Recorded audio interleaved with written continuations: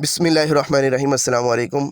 आज के व्लॉग में हम बात करेंगे ब्लू वर्ल्ड सिटी इस्लामाबाद की, और उसमें जो जो क्वेश्चन हम करेंगे कि क्या ये सोसाइटी लीगल है या इलीगल है, और क्या वाकई इनके पास ज़मीन है या नहीं है। तीसरे नंबर पे इनका जो ऑनर है क्या वो अरेस्ट हो चुके हैं। चौथे नंबर पे क्या सोसाइटी को सील करने की तैयारी हो चुकी है। पाँचवें नंबर पे क्या ओवरसीज़ ने जो पैसा लगाया या लोकल लोगों ने भी जो यहाँ पे इन्वेस्टमेंट की है क्या वो ज़ाया तो नहीं हो जाएगी, अरबों रुपया डूब तो नहीं जाएगा। और जो एक मार्केट में र्यूमर चल रही है कि लोग यहाँ से धड़ाधड़ पैसा निकाल रहे हैं, उसका क्या सीन होगा। और इसके अलावा नैब ने इनके खिलाफ जो एक्शन लिया था उसका क्या बना यहाँ पे। और उसके अलावा ओवरऑल इसकी सोसाइटी का फ्यूचर है भी या नहीं भी, ये बात।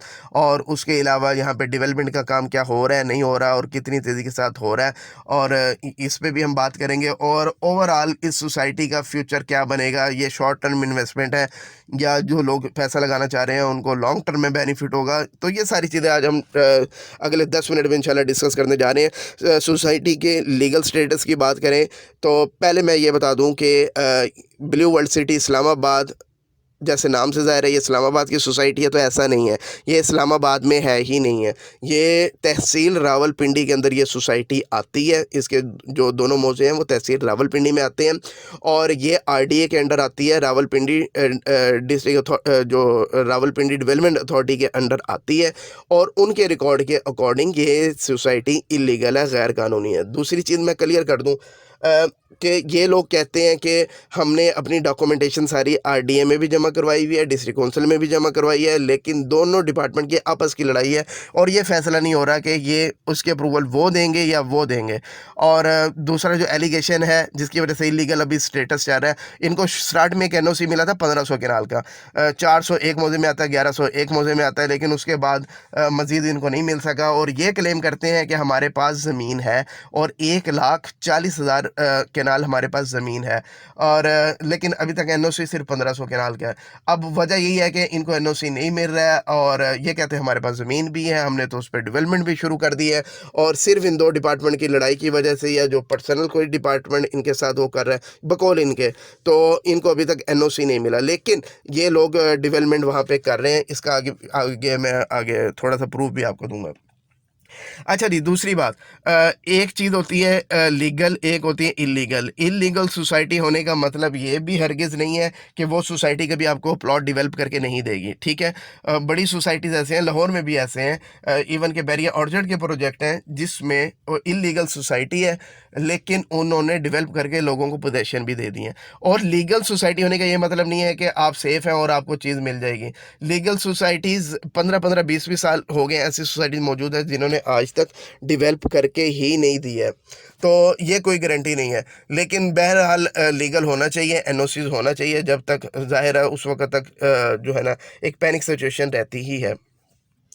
अच्छा जी, सेकंड चीज़ ये कि इनके पास ज़मीन है या नहीं है। ये कह रहे हैं कि 1,40,000 है, लेकिन इनके खिलाफ र्यूमर चली थी पीछे भी, जिसके ऊपर नैब ने इन पे एक्शन भी लिया था कि इलीगल सोसाइटी या ज़मीन है नहीं, लोगों से अरबों रुपये इन्होंने ले लिया है। ये कह रहे हैं कि वाकई हमारे पास ज़मीन है, और इन्होंने फिर मुख्तलिफ लोग गए भी, डीलर्स भी गए, इन्होंने सारी ज़मीन भी दिखाई। चलें जी, मैं इनको भी नहीं मानता, आप ज़ाहिर मेरी भी नहीं मानेगी, मेरी क्या अथेंटिसिटी है। मैं आपको एक चीज़ दिखाता हूँ, बल्कि आप खुद जाके सर्च करें। आप गूगल पे जाएं, इसको सर्च करें, और इसकी जो गूगल पे लोकेशन आ रही है उसको सर्च करें, उसको आप जूम करें। जूम करेंगे तो आपको ब्लू वर्ल्ड सिटी की लोकेशन नज़र आ जाएगी, और इनका आपको एंट्रेंस गेट तक नज़र आएगा, और वहाँ से सारी आपको कंस्ट्रक्शन नज़र आनी शुरू होगी। उनका मेन बुलीवर्ड जो जा रहा है उसके राइट एंड लेफ़्ट दोनों साइडों पे आपको कंस्ट्रक्शन नज़र आएगी, और वो आप देखते जाएं कि वो कहाँ तक इन्होंने सड़कें वगैरह कर रहे हैं, और लेवलिंग कितनी हो गई है। आपको गूगल मैप सारा कुछ बता देगा।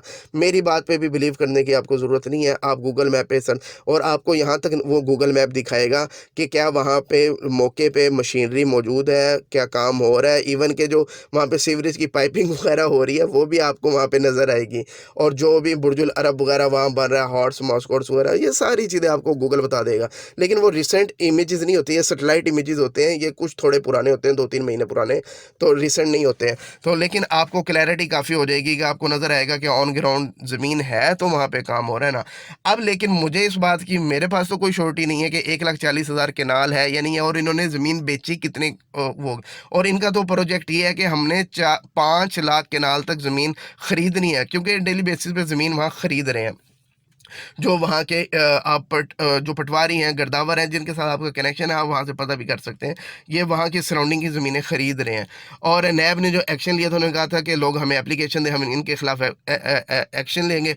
5-6 महीने गुजर गए हैं, नैब ने मज़ीद कुछ नहीं बताया कि कितने हज़ार लोगों ने इनके खिलाफ एप्लीकेशन दी और आगे उन्होंने क्या प्रोसीडिंग की। क्योंकि इन्होंने कहा था सोसाइटी ने कि अगर कोई हमारे से सेटिस्फाई नहीं है तो वो आए और हमारे से पैसे वापस ले ले। और सोसाइटी के बकौल तकरीबन 130-35 लोगों ने जस्ट पैसे अपने क्लेम किए। बाकी या तो लोगों को इन पे ट्रस्ट बहुत ज़्यादा है, या उनको यकीन है कि ये लोग डिलीवर कर देंगे। और ना ही नैब ने अभी तक डाटा शेयर किया कि कितने हज़ार इफेक्टिव हैं। अगर ज़्यादा लोग होते तो मेरा ख्याल है कि नैब इन पे भरपूर एक्शन करता है। मुझे नहीं लगता कि ऐसा कुछ हो सका फिर। अच्छा जी, इसके अलावा एक और चीज़ मैं आपको बता दूं कि साद नज़ीर साहब इनके सीईओ हैं, और नदीम इजाज़ जो लैंड एक्विजिशन के काम करते हैं, उनके छोटे भाई हैं नईम इजाज़, वो ये लोकल लोग हैं जो वहाँ पे परचेजिंग करते हैं। इनकी अपनी ज़मीनें भी वहाँ पे मौजूद है। अब इन पे दूसरा एलिगेशन ये है कि इनकी ज़मीन पैचेस के अंदर मौजूद है, जिसकी वजह से एनओसी भी नहीं मिल रहा है। और ये कहते हैं कि हमने मेन बुलीवर्ड जो है निकाल दी है और हर इलाके को हम कनेक्ट कर रहे हैं, और वो गूगल से नज़र भी आ रहा है। तो फिर मसला रहता ही नहीं है, क्योंकि हमारा सारे जो ब्लॉक्स बन रहे हैं, जनरल ओवरसीज़ हो या आगे हॉलीवुड आना है, ये सारी चीज़ें हमारी कनेक्ट हो रही है। मेन बुलीवर्ड जो कई किलोमीटर लंबी हम बना रहे हैं, तो उस पर सारी चीज़ें आ जाएंगी, तो इशू होना नहीं चाहिए। चलें, ये तो अब जो भी टेक्निकली चीज़ें हैं, ये तो आरडीए बेहतर बता सकता है, या जो भी रेलिवेंट अथॉरिटीज़ हैं।